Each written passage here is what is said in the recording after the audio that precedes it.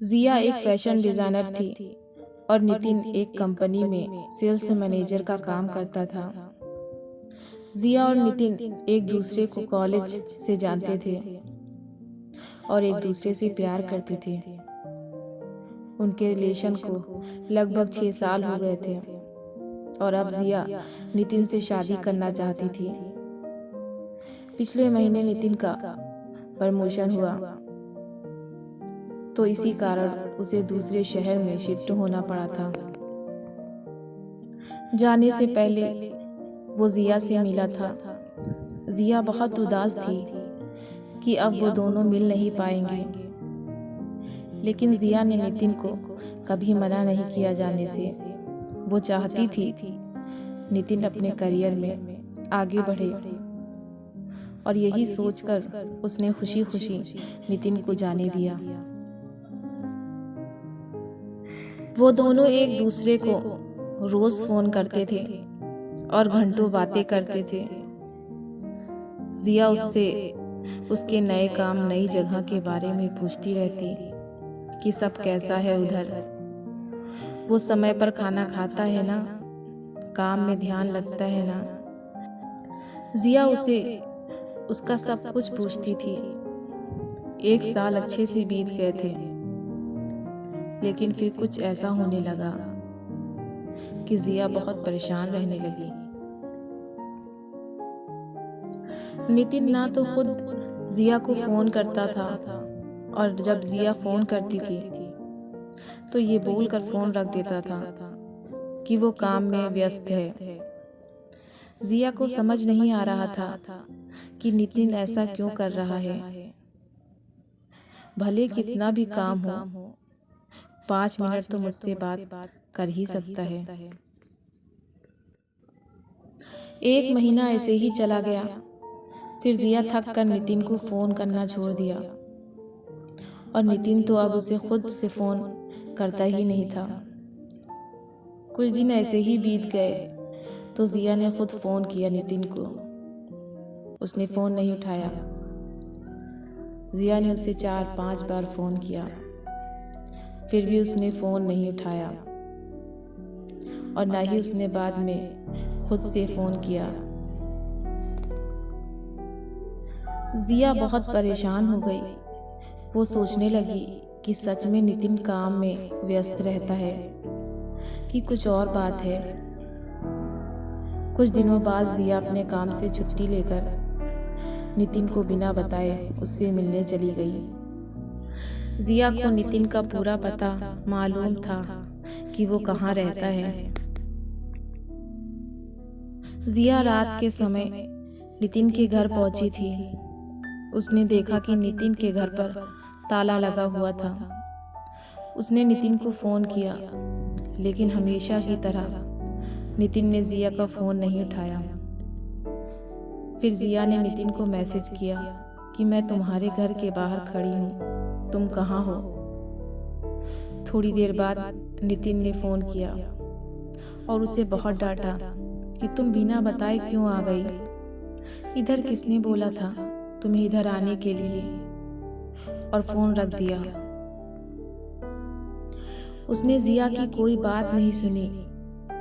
जिया उसके घर के बाहर ही बैठी रह गई कि शायद नितिन को ऑफिस में बहुत काम हो और मैं बिना बताए आ गई, इसलिए वो गुस्सा हो गया और वो उसके घर के बाहर ही बैठ के उसका इंतजार कर रही थी। सफर में जिया बहुत थक गई थी और उधर बैठे बैठे जिया की आंख लग गई और वो सो गई। सुबह उसकी आंख खुली तो उसने देखा कि नितिन अभी तक घर नहीं आया। उसने फिर से नितिन को फोन किया। फोन उठाते ही नितिन बोला, क्या है, तुम मुझे बार बार क्यों फोन कर रही हो।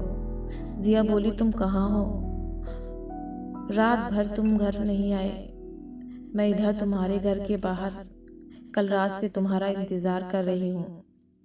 नितिन गुस्से में बोला, तुम चली जाओ। नितिन गुस्से में बोला, तुम चली जाओ, मैं नहीं आ सकता। जिया की आंखों में आंसू आ गए। जिया बोली, क्यों कर रहे हो ऐसा? मेरी क्या गलती है, ये तो बताओ। नितिन बोला, तुम जाओ, मुझे तुमसे कोई बात नहीं करनी, और फिर फोन रख दिया। जिया बहुत रोने लगी। उसके पास वापस जाने के अलावा कोई रास्ता न था। वो अनजान शहर में नितिन को कैसे और कहाँ ढूंढती। फिर उसने सोचा कि नितिन के पड़ोसियों से एक बार पूछ लें कि नितिन यहीं रहता है ना, कि कहीं और शिफ्ट हो गया है। उसने पूछा तो उसे पता चला कि पिछले 1 महीने से नितिन यहाँ रहता नहीं है। ये सुनकर उसे और बुरा लगा कि नितिन ने उसे कुछ नहीं बताया था कि वो कहीं और शिफ्ट हो गया है। पहले नहीं बताया था, ठीक है, लेकिन अब जब मैं यहाँ आ गई हूँ फिर भी उसने कुछ नहीं बताया और ना ही मिलने आया। वो वहाँ से अपने घर लौट गई। वो बहुत बेचैन हो रही थी, नितिन ऐसा क्यों कर रहा है। वो नितिन को फ़ोन और मैसेज करती थी, लेकिन वो ना तो फ़ोन उठाता और ना ही मैसेजेस का रिप्लाई करता था। कुछ 15 दिनों बाद नितिन का फ़ोन आया। जिया अपने ऑफिस में थी। उसने तुरंत फ़ोन उठाया और ऑफिस से बाहर निकली बात करने के लिए। वो पूछने लगी कि नितिन, तुम्हें क्या हो गया है?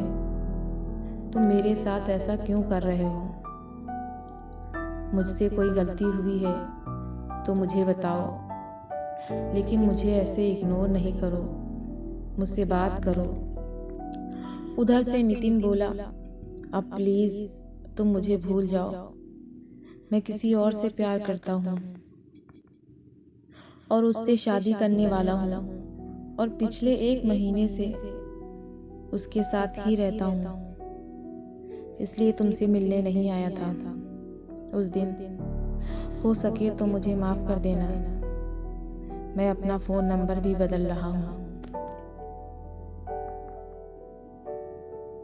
इतना बोलकर नितिन ने फ़ोन रख दिया। जिया ये सब सुनकर मानो जैसे उसके पैरों के नीचे ज़मीन ही निकल गई। उसका दिल बहुत ही तेज़ी से धड़कने लगा। वो रोने लगी और सोचने लगी, कैसे 6 साल का रिलेशन ऐसे कोई एक झटके में तोड़ सकता है। वो उसी वक्त ऑफिस से घर चली गई। वो बहुत रोई और फिर नितिन को फ़ोन करने लगी कि नितिन ऐसे नहीं कर सकता, वो मुझे छोड़ नहीं सकता। लेकिन जैसे नितिन ने कहा था कि वो अपना नंबर बदल रहा है, तो उसका फ़ोन भी नहीं लगा। जिया डिप्रेशन में चली गई थी। वो 15 दिनों तक ऑफिस नहीं गई। उस रोज़ ऑफिस से फ़ोन आते थे। आखिर में उसके बॉस ने बोल दिया कि ऐसे ही कुछ दिन और चला तो उसे अपनी नौकरी खोनी पड़ेगी। फिर कुछ दिनों बाद जिया ऑफिस जाने लगी, लेकिन काम में उसका ध्यान नहीं रहता था। 5 महीने हो गए उस बात को। अब जिया धीरे धीरे संभल रही थी। नितिन ने फिर कभी जिया को फ़ोन नहीं किया, ना जिया ने फिर कभी उसे फ़ोन किया। धीरे धीरे जिया ने नितिन को भुला दिया और उसकी ज़िंदगी में रेहान आया, जिसने उसको सारी खुशियाँ दिया, प्यार दिया। नितिन ने जिया को धोखा दिया तो क्या उसकी किए की सज़ा मिली?